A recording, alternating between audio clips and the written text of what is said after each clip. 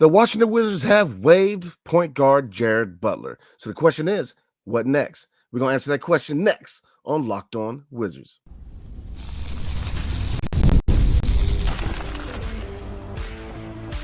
You are Locked On Wizards, your daily Washington Wizards podcast, part of the Locked On Podcast Network. Your team every day.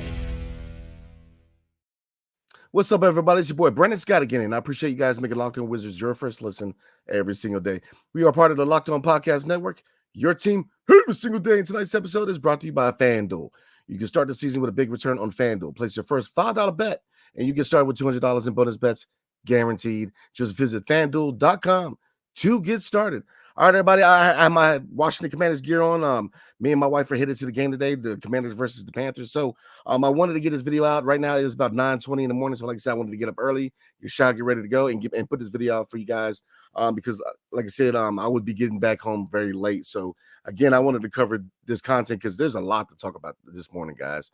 The Washington Wizards have waived Jared Butler, so we're going to talk about that. They've also released some other guys who are probably going to end up on a go-go, but we're going to look at that also. And Johnny Davis and Patrick Baldwin Jr. were shopped around the league, and they were unable to find trades. So we're going to talk about all that, and then at the end, we're going to talk about what is the end result from these moves, the first domino moves made this season with the Washington Wizards. Because, again, another move might be happening tomorrow with Corey Kispert, with the deadline to sign him to an extension being tomorrow.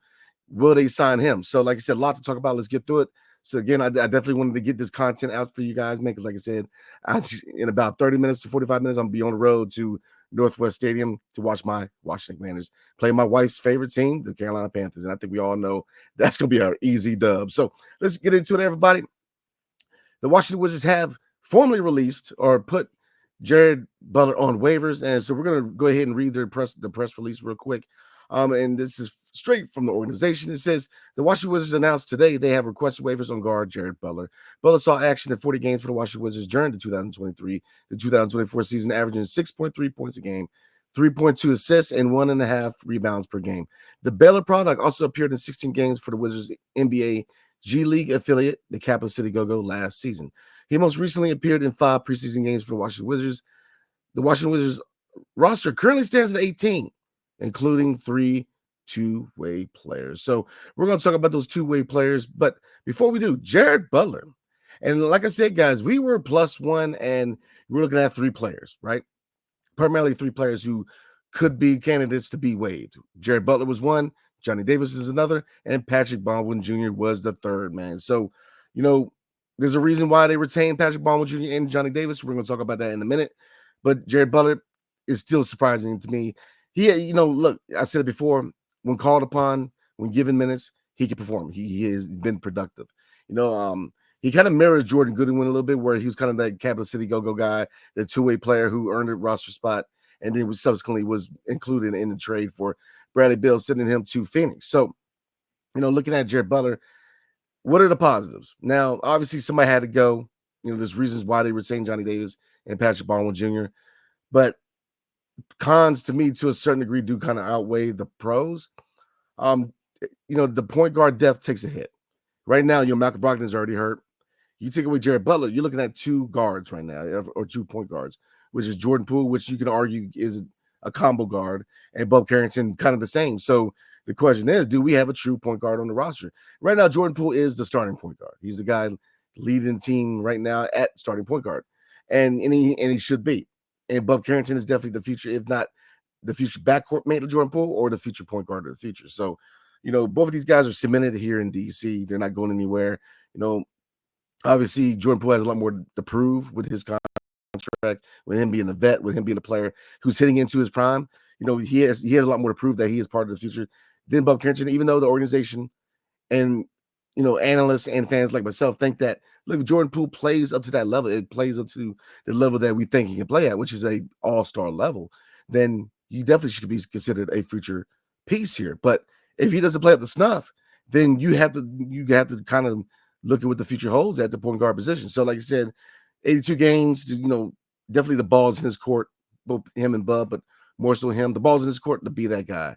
He's shown he can be that guy off the court, but we want him to be that franchise pillar on the court also. And I think that working in tandem with Kyle Kuzma being the 1-2 punch, scoring-wise for the Washington Wizards, that their value will go up if indeed they're both looked at as trade value or trade candidates, and if they're future pieces, which Kyle Kuzma is not looked at as a future piece past his 3-year contract here in DC, but Jordan Poole is a guy where, again, pun intended, the ball's in his court. He determines what his future here is here in DC, and if he plays up to the level that I think he's going to play at, then he will be all right, man. But like I said, Jared Butler does waiving him just take a hit at the depth of point guard. So could we be looking at future moves? Maybe, but like I said, it doesn't shine a good light on depth right now because depth was an asset for the Wizards at point guard. And now with waiving Jared Butler, which Jared Butler has produced when called upon. He's played good basketball when called upon. And so that's why I'm not going to say I totally dislike the deal. I don't understand the deal. I'm a big believer in Will Dawkins. Like I said, I'm going to let him cook. But Jared Butler was a guy who played when called upon. You always want guys on this team who, look, yeah, he won a starter. Yes, he wasn't a long-term piece, but he was a guy that injuries happen. We've already seen it with Malcolm Brogdon. And you need guys who, when called upon, short notice, can come out and play at a high level. And, I'm not saying he's playing at the all-star level, but when I say a high level, he's productive. He produces. And, he, if you look at the stat line, he's produced when he's played. So, like I said, it's one of those moves where you got to trust the end game, I guess, to a certain point, because you got to trust that this move and amongst other moves made are going to lead to, a certain move or to a certain condition for this team, man. You know what I mean? A certain state as that, So that's kind of where I'm at. Jared Butler is a questionable move to a certain degree, but then you have to trust the process and understand that, this move is one move, part of a series of moves that are part of the end game. So that's kind of where I'm at with you. You guys let me know in the comment section what you're thinking, because I don't agree with it, but then again, you have to trust the process, like I said, because a lot of moves were made. So obviously other people were also waived. The Wizards also waived John Butler Jr., Taylor Funk, and Mohamedou Gaye. So all three of these guys, I think they will end up putting them on the Cap City Go-Go, and for good reason. John Butler Jr., kind of a twinner at center, but has proven again that he's shown glimpses that he can provide some quality minutes for the Go-Go and for the Washington Wizards in the event of injuries or illness. Taylor Funk, he's been funky the whole time we've had him, man. He can play. He's a shooter, man. He's a guy who I think can definitely be an asset for the Washington Wizards. So, give John Butler Jr. some starting minutes for the Kansas City Go-Go and keep them ready, man. Keep them hot and ready, man. Like a Little Caesar's pizza. Keep them ready to rock, man. So in the event of injury or illness, they can come up to the Washington Wizards and play quality basketball, man. Some other people to look at also, Mohamedou Gaye is a guy that to me was a target for the Wizards in the second round of his draft. He's a very compelling player, man. Very intriguing player. I like Mohamedou Gaye. I think he's a guy that if he's developed properly, he can be a really good player in this league. But was his place here long term? Big question mark amongst other people. But these three guys were waived, but I'd expect all three guys to be part of the Capital City Go-Go roster going forward. So again, 4 really good players waived. Now, out of the, the question real quick is also, could Jared Butler be on the Go-Go? And he very well could be a candidate to go back to the Capital City Go-Go. Give him starting minutes, which he would not get with the Wizards. Obviously Jordan Poole's the guy, and Bo Carrington being that first round draft pick, he gets a lot of the priority when it comes to minutes. So, Jared Butler could be another candidate to be sent to the Capital City Go-Go because, look, keep him ready. Give him starting minutes. Let him cook down there with the Go-Go. And then when it's time to call him up, he's ready to roll. So that could be another scenario. So, again, you guys get in the comment section. Let me know what you guys are thinking, because, like I said, it does take a hit at the depth at point guard. Now you've got 2 guards left. Now, could you include Johnny Davis? I don't look at him as a point guard. And I think that, again, that's when things started to go wrong for Johnny Davis, trying to make him a point guard. He's not a point guard. He's a 2 guard. So, I don't look at him as a possible candidate to replace Jared Butler, because I don't think he has any business being in the situation of being a point guard from the get. So I don't want to see him playing point guard. I don't think he's a point guard. I don't think his best assets as far as his game makes him a point guard. He's a shooting guard he's a defensive-minded shooting guard who can score, who, again, he doesn't have the speed to blow past many defenders, but has really good footwork and uses his finesse to score. So, like I said, he's a 2 guard, man. I do not want to see Johnny Davis playing point guard. So right now we're down to 2 guards. So, like I said, these moves are definitely the first dominoes for future moves, man. A lot is going to happen not only within the next couple of weeks, but till the deadline, there's going to be a lot of moves. A lot of vets going to be moved, and then the second half of the season, you're going to see a really youthful team, a very young team. The youth movement is going to formally start at the deadline, man. So, like I said, a lot of moves. So Jared Butler was waived, and so was I just had it, guys. So John Butler Jr., Mohamedou Gaye, and Taylor Funk. So you guys get in the comment section and let me know what you guys are thinking. Do you agree? Do you disagree? And what do you think the end game is so far with those moves? So we're going to get into Johnny Davis and Patrick Baldwin Jr. They were shopped on the trade block, but didn't get many results, didn't get many responses, man. So where do we go from there? And we're going to look at other things real quick. But before we do, today's episode is brought to you by BetterHelp. It ain't game time. BetterHelp, y'all. So looking at you guys know me, man. I've been a catalyst since we started doing ads for BetterHelp. That services like BetterHelp, because to me, BetterHelp is the best one out there. Counseling is something that I definitely recommend to people, man. There was a time in American society where, talking to somebody, talking to counseling, people look at you like it was crazy, or people thought it was taboo. It's not like that anymore. We all have something we're working through, every single one of us, man. No matter how hard you try to act, like myself, being a military guy, being an Iraq war veteran, you can only tell yourself and others that I don't need help for so long. We all need somebody to talk to. And to me, BetterHelp is one of those avenues you definitely have to consider. And there are big reasons why. Well, number one, if you're thinking about starting therapy, please give BetterHelp a try because it's entirely online, designed to be convenient, flexible, and suited to your schedule. Just fill out a brief questionnaire to get matched with a licensed therapist and switch therapists anytime for no additional charge, which are big reasons why you should definitely consider not only starting therapy, but those are reasons why people don't get into therapy, which is, it's entirely online. So it's convenient, flexible, and it's suited to your schedule and your schedule alone. And again, you can switch therapists at any time if you're not getting the results that you're looking for. So look, overcome your fears with BetterHelp. Visit BetterHelp.com/LockedOnNBA today to get 10% off your first month. That's BetterHelp, HELP.com/LockedOnNBA. All right, everybody, let's get back into this. So a lot to cover today. So again, we have waived 4 guys, and looks like at least 3 out of the 4 guys will be on the go. We'll see about Jared Butler, but I think that, look, you definitely bring him back, get him starting minutes. So Johnny Davis and Patrick Baldwin Jr. Let's get into that. So this report is through Keith Smith at Keith Smith NBA on X. He says the Wizards canvassed the league looking for a home for Patrick Baldwin Jr. or Johnny Davis. The Wizards weren't willing to give up draft picks to entice the team to take on either player. Thus, Washington waived Jared Butler to avoid taking on further dead salary on their books. So again, it tells you why Jared Butler was the casualty this time and what they're trying to do with Patrick Baldwin Jr. and Johnny Davis. So let's dig into this, guys. Number one, they tried, but you could argue neither one of them have much value, and they're not willing to give up picks, and they shouldn't. Like I said, this is a good move to a certain degree by Will Dawkins not willing to give up picks because, again, the model is what? Accumulating picks, not giving them up. But Johnny Davis and Patrick Baldwin Jr., they don't have much value. So, yeah, it was smart to kind of, definitely put them out there. Yeah, you definitely see what the current market holds for your players, right? But Johnny Davis, I mean, look, he has not panned out to being the 10th overall pick and has struggled more than he has succeeded. And Patrick Baldwin Jr., just like Johnny Davis, you see glimpses, you see their potential. But here's the thing, potential is a beautiful thing till it's not, right? I've argued that, looking at a full season under Brian Keefe, can they fix Johnny Davis? That's one thing to look at.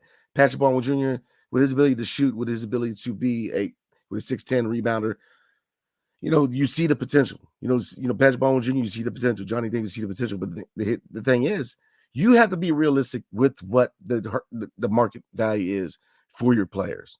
And it really comes down to this point. How risky is them banking on moving a lot of these vets? Like I said, I'm not surprised that they didn't get much friction or traction, that is, when it came to Johnny Davis and Patrick Baldwin Jr., because let's be real, they don't hold much trade value. I mean, you're pretty much trading for a guy who's going to be a project. More so Johnny Davis and Patrick Baldwin Jr., even though both of them, you could argue, haven't really played up to what people thought they were going to be. But again, looking at Johnny Davis, he was 10th overall pick. So he's going to come under a lot more scrutiny than Patrick Baldwin Jr. because Patrick Baldwin Jr. was what, a late first rounder or a second rounder. So I don't know off the top, but Johnny Davis 10th overall. So here's the thing. How risky is it right now? Looking at the fact that, we have not moved Kyle Kuzma still, and the asking price is 2 first-round picks. If you look at that, man, I can't think of his daggone name, man. Tyus Jones. My bad, y'all. Look at Tyus Jones. He walked for free. We weren't able to get any kind of draft assets back in return for him. We weren't able to trade him. If you look at other factors, man, I mean, Denny, it looks like that's probably the best deal they were able to get because right now it's risky. You weren't able to get much for Tyus Jones. You move on from a 23-year-old player that you drafted and developed. And a lot of people are like, why? Why did you trade Denny? And now it's becoming a lot more clear why they did, because he's the best value as far as trade-wise. And, they got the best deal for Denny. And so the thing to me is, and this is a question for you guys to get in the comment section, let me know, is that are they going to get the the 2 first-round pick, proposal, I guess, for Kyle Kuzma? I don't see that happening. I don't see 2 first-round picks. And that's the thing. It's risky.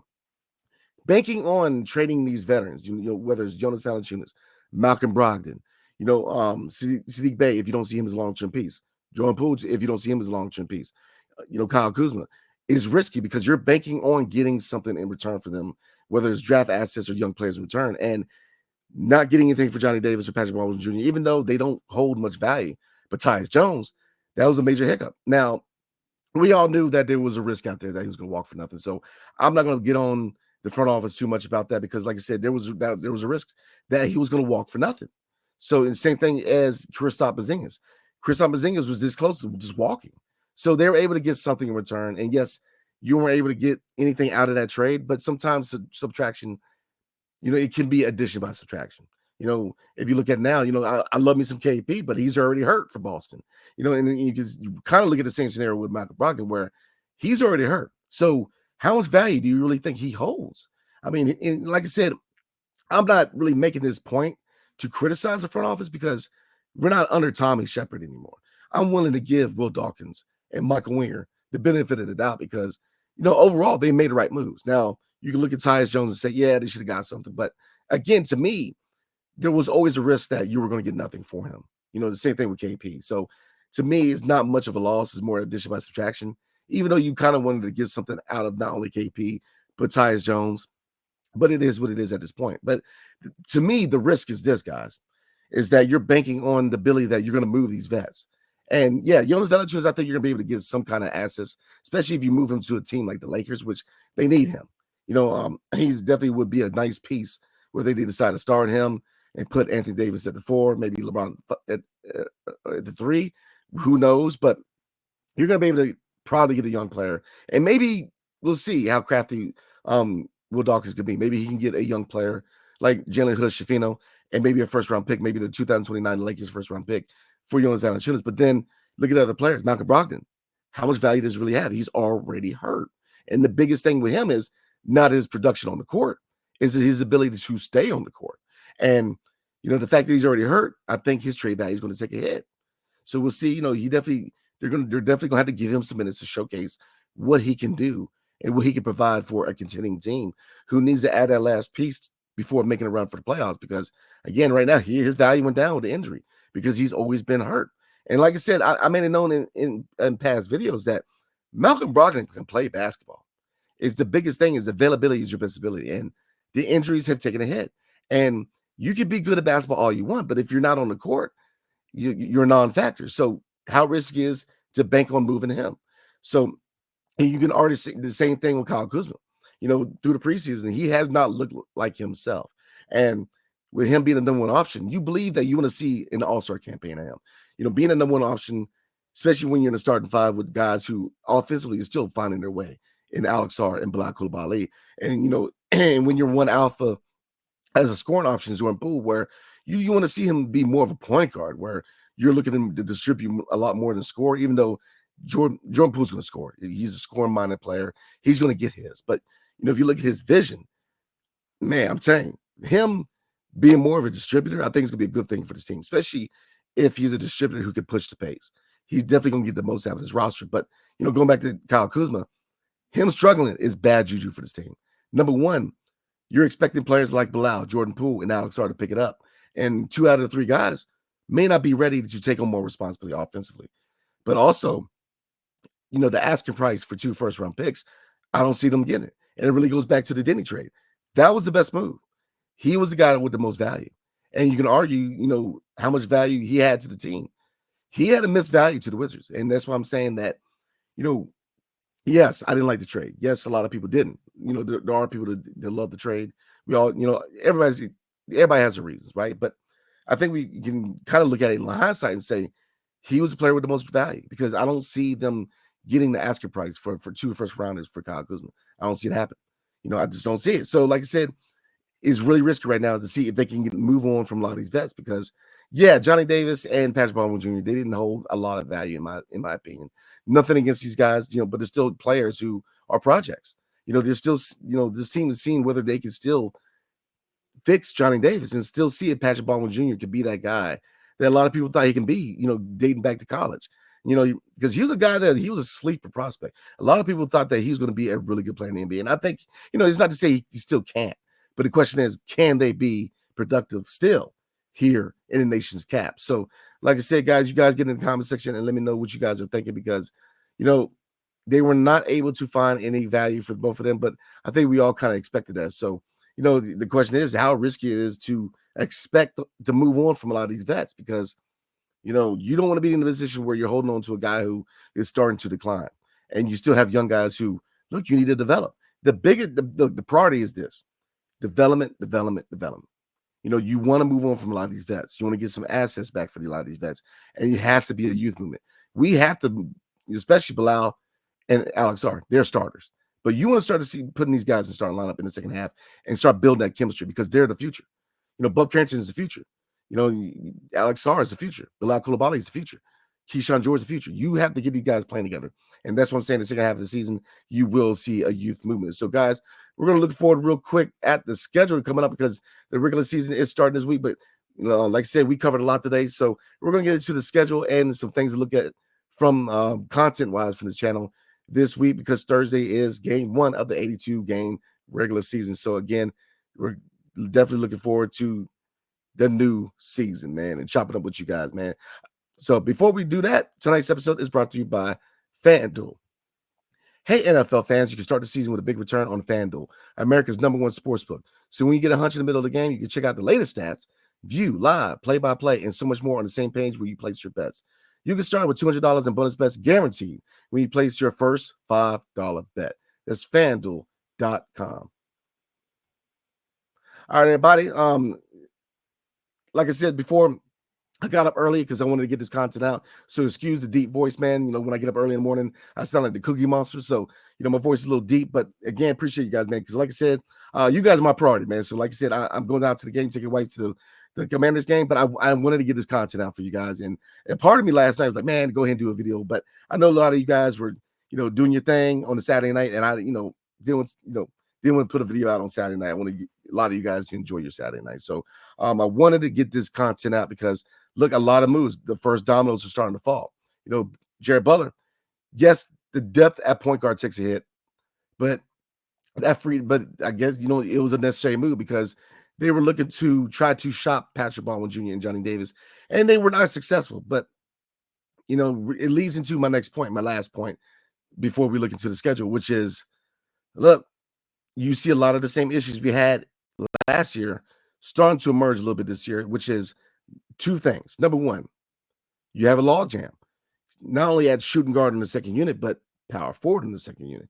Now, who could potentially compete with Patrick Baldwin Jr. at power forward on the second unit? Marvin Bagley III is a guy where if you look at the fact that at the center position, you already have Jonas Valanciunas, Rashawn Holmes, and Tristan Vucevic pushing for minutes. So you could play Marvin Bagley at the forward. So that would be some competition and maybe a little bit of conflict at the power forward position, because to me, between Patrick Baldwin Jr. and Marvin Bagley III, Marvin Bagley III gets the priority in minutes because you want to showcase this guy. Because either A, he's still at an age where he could be a future contributor here in DC, or B, if you're intent on moving him because he isn't on an expiring contract, you got to showcase him. You got to give him playing minutes in the first half. So, Patrick Baldwin Jr. is probably just going to sit on the bench. So, again, if you look at it from a development standpoint, you're not going to develop the guy, and you're not going to bring his trade value up till the second half. And by that point, the trade deadline's already passed. So, you see a logjam, and you really see a situation where it's damaging to the player to a certain degree. And like I said, I'm not going to judge the front office because I'm a big believer in Will Dawkins. Like I said, he's a guy that definitely knows what he's doing. It's going to be a long process. It's still too early to really judge this front office. You can argue that most of the moves they made have been on point. Have they missed things here and there? Absolutely. But no front office is perfect, man. Tommy Shepard definitely wasn't perfect, and Ernie Grunfeld was pretty daggone far from perfect. And Will Dawkins and company, they're not going to be perfect. They're going to make their fair share of mistakes because they're just like everybody else, man. We all make mistakes, man. I do, you do, we all do. So, like I said, their moves, their good moves outweigh the bad moves, if that makes sense. Tyus Jones, yeah, you can argue you wanted to see them get something in return for him. But again, that was always a risk. Same thing with KP. Those are always risks. So you have to expect the worst case scenario and the best case scenario. So to me, I'm not too upset about them not getting anything in return for Tyus Jones because, they got a nice little reunion in Phoenix. It's him, Monte Morris out there, Bradley Beal. So they could all, get into a semicircle and just complain about the Wizards. But like I said, the end game is that, and it also leads into the second thing, not only creating log jams, not only the two guard, because again, where do you play Johnny Davis? If you want to reclaim him, you had a plan because you can't develop a guy and not give him minutes. So two guard, that brings up a problem because look, Corey Kispert, we're going to find out tomorrow, guys, if they sign him to an extension. But even then, he's still going to be around because he's still going to be at the end of the year a restricted free agent. So, he can play the small forward on the second unit. So not much of a log jam with him. But then two other players we're looking at, what? Keyshawn George. Yeah, he looks at himself as a guard. So two guard on the second unit. If it's between him and Johnny Davis, I'm going to argue that the priority goes to Keyshawn George. He is the first round pick underneath the new regime. So it creates a logjam because also, look, Malcolm Brogdon is eventually going to come back. So where do you play Bub Carrington? He has to get minutes. So it creates a logjam. And also leads into my second point, which is risky. It's risky because you're banking on the fact that you're banking on moving these guys. And right now, the market has shown that neither one of them have much value. So you're just going to be sitting here. So that, to me, that's a problem. Could they eventually be moved at some point? Because here's the biggest thing is that if you look at both of their salaries, I definitely think that both of them are going to be salary fillers in the future of trade. So I think that is one factor to look at. But here's the thing, people still, if people are going to take you on in the trade, they want to see what you can do. And if there's already a log jam and they're not going to get much playing time, then what am I really acquiring?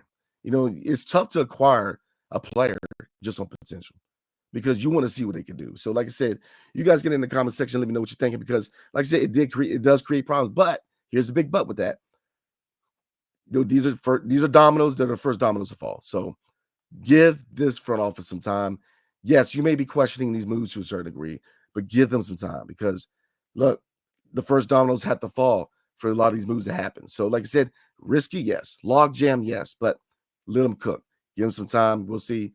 So all right, guys, real quick, content-wise, we will be having a few guests on this week, man. So definitely tune in for this week. And we will be doing a preview for Thursday night's game versus the defending champion Boston Celtics. So real quick, guys, looking at the schedule real quick for this month because there's not much going on at home this month for the Wiz. So Thursday, there will the season, the first game of the year will be against the Boston Celtics Thursday at 7:00. And then that Saturday will be against the Cavs. And then we will definitely look at the week after that. So like I said, coming up, we have the Boston Celtics on Thursday this week coming up and Saturday next weekend. So you guys know we will be going live for each and every regular season game, even those 1:00 in the morning West Coast games, man, because your boy is dedicated, man. So definitely rock with your boy after each and every live game this season because it will be a long season. But look, we're going to be all right, man. Believe in the end game, guys. Believe in the process. It's all about the journey. It's not always easy going through that journey, but we are going to get there, man. So like I said, you guys get in the comment section and let me know. Now, again, I appreciate you guys. I wanted to get this content out. I got the Cookie Monster voice going on, so excuse that. I got my beautiful shade of burgundy gold on because I'm about to hit the road in about an hour, 30 minutes to hit over here to land over Maryland. And so you guys definitely let's get a prediction real quick.